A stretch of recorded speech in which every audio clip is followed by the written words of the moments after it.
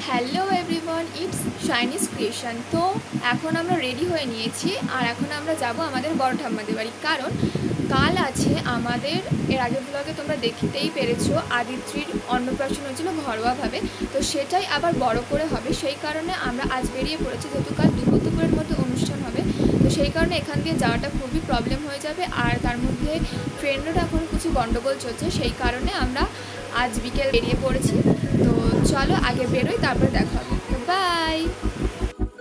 এখন আমরা টোটো করে বেরিয়ে পড়েছি বাস স্ট্যান্ড অবধি আসার জন্য। সেখান থেকে এখন আমরা প্রথমে আগে বারাসাত যাব, দেন ওখান থেকে আবার এখন আমরা ধরবো বারাসাত বাস স্ট্যান্ড থেকে বিধাননগর যাওয়ার বাস।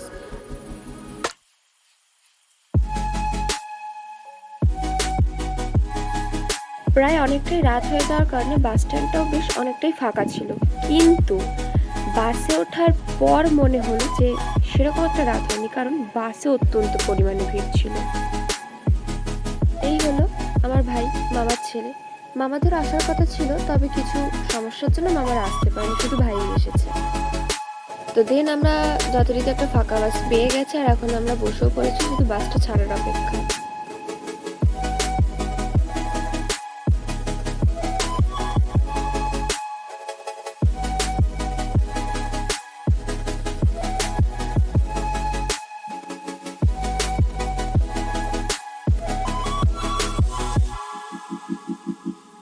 খুব সুন্দর ঠান্ডা হাওয়া খেতে খেতে যথারীতি আমরা বিধাননগরে এসে নেমে পড়েছি, এবং সেখান থেকে অটো করে এখন আরেকটু কিছু পথ যাওয়ার পরেই চলে যাব আমার বড় ঠাম্মাদের বাড়ি।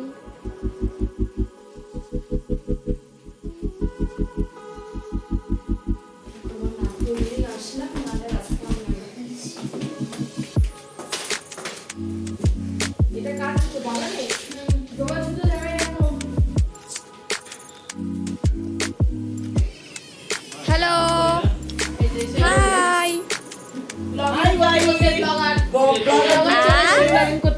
তুমি কি করছো?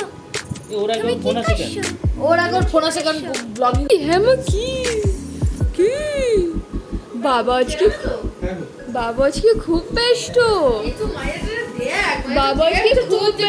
বাবাকে দেখছি। তারপরে তো এসে এনার সাথে খেলাধুলো, মজা, আনন্দ, গল্প করার পর রাতের খাওয়া সেরে এখন আমরা তাড়াতাড়ি শুয়ে পড়ছি, যেহেতু কালকে সকালের মধ্যে সবাইকে রেডি হয়ে বেরোতে হবে, আর এত লোক বুঝতেই পারছো। তো তাই জন্য আজকে রাত অবধি এইটুকুই সমাপ্ত। আবার দেখা হবে কাল সকালে।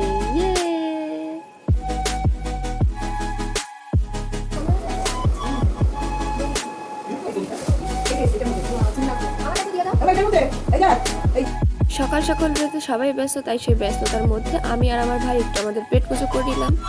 দেন আমি স্নান করে রেডি হয়ে এখানে বসে পড়েছিলাম একটু সুইটের দিকে চুলটা বেঁধে দেওয়ার জন্য। তারপরে যে আমি কখন রেডি হয়েছি আমি জানি না। তো পুরোটা রেডি হয়ে নিয়ে তারপরে তোমাদের সাথে দেখা হচ্ছে, কিন্তু তার আগে আজকে আমাদের শো স্টপারকে তো দেখো।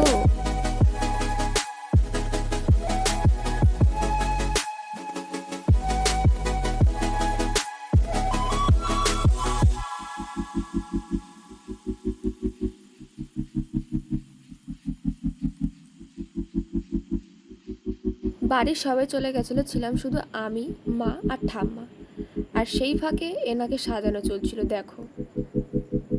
হ্যালো এভরিওয়ান, তো এখন অলরেডি দুপুর হয়ে গেছে আর এখন আমরা বেরোচ্ছি। সবাই চলে গেছে, শুধু আমরা দেরি করেছি। দেখো এরা এখনও রেডি হচ্ছে। তো চলো, সবাই চলে গেছে, আগে যাই, তারপরে গিয়ে দেখা হচ্ছে। সো চলো তাড়াতাড়ি, নিচে গাড়ি অলরেডি চলে এসেছে। অবশেষে আমরা রেডি হয়ে এখন বেরিয়ে পড়েছি মেন জায়গায় যাওয়ার জন্য, যেখানে আর কি মেন অনুষ্ঠানটা হচ্ছে। আর যার অনুষ্ঠান, যার নাতনির অনুষ্ঠান, সেই ঠাম্মাই এখন আমাদের সাথেই যাচ্ছে, সেও এখনও পৌঁছায়নি। তো আগে চলো, তারপরে দেখা হচ্ছে।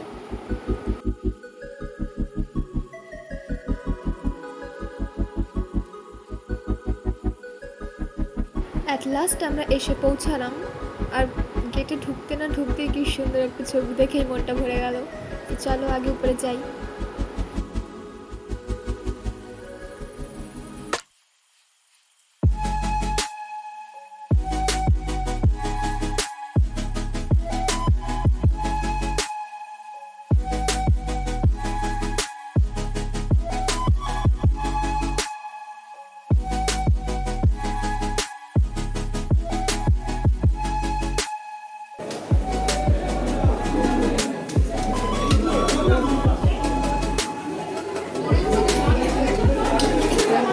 আমাদের গাড়িতে আস্তে আস্তে গাড়ি বন্ধ হয়ে গেছে।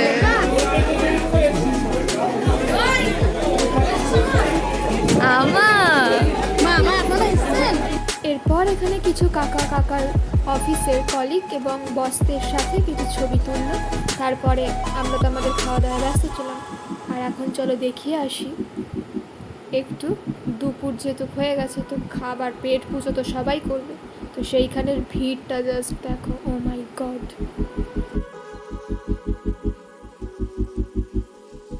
এরপরে অবশেষে তখন প্রায় বেজেছিল 4:30 থেকে 5টা, সেই সময় আমরা বাড়ির সবাই কয়েকজন খেতে বসেছিলাম। এই পরিস্থিতি।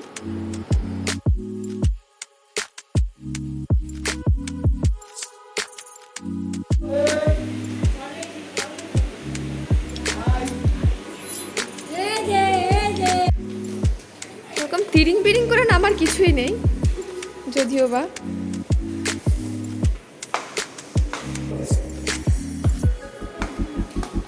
তো এখন সবাই বাড়ি চলে গেছে, পুরো ফাঁকা। আর আমরা এখন ফাঁকা ময়দানে বাড়ি যাচ্ছি। সবাই বাড়ি চলে গেছে, শুধু আমাদের যাওয়ার জায়গা হয়নি। তো চলো আপাতত বাড়ি যাই, কারণ খুব টায়ার্ড, ভীষণ। দেখা যাবে না, দেখো একজন ধনী মাসি ঢং করছে। তো চলো টাটা, বাড়িতে গিয়ে দেখা হচ্ছে, বাই বাই। এখন আমরা এসেছি বাড়ি, আর এর দেখো খেলা শুরু হয়ে গেছে। বাড়ি এসে দেখি, কারণ ইনি আমাদের আগে বাড়ি চলে এসেছে, তাই এসে না রেস্ট নিয়ে খেলা শুরু হয়ে গেছে। আর এখন আমরা এনার সাথে খেলা করছি। এই যে আমাদের টুনটু বুড়ি, আমাদের নানটু, আমাদের টুনটু বুড়ি, আমাদের টুনটু বুড়ি। কি দারুণ কথা কয় দেখ না। সব বলে দিচ্ছি কি আছে। দেখো না কত জিনিস পেয়েছো। কত হলো বয়স তোমার? সকলে মিলে বাড়ি আসার পরে একটু রেস্ট নিয়ে তারপরে সবাই মিলে বসে জমিয়ে গল্প করা হচ্ছে। আর এখানে দেখো আমাদের গোতলু বড়ি তার দিদুনের সাথে কি গল্পে মেতেছে, আর তার সাথে সাথে দেখা হচ্ছিল তার গিফট। চলো সেটাই দেখতে থাকি আমরা।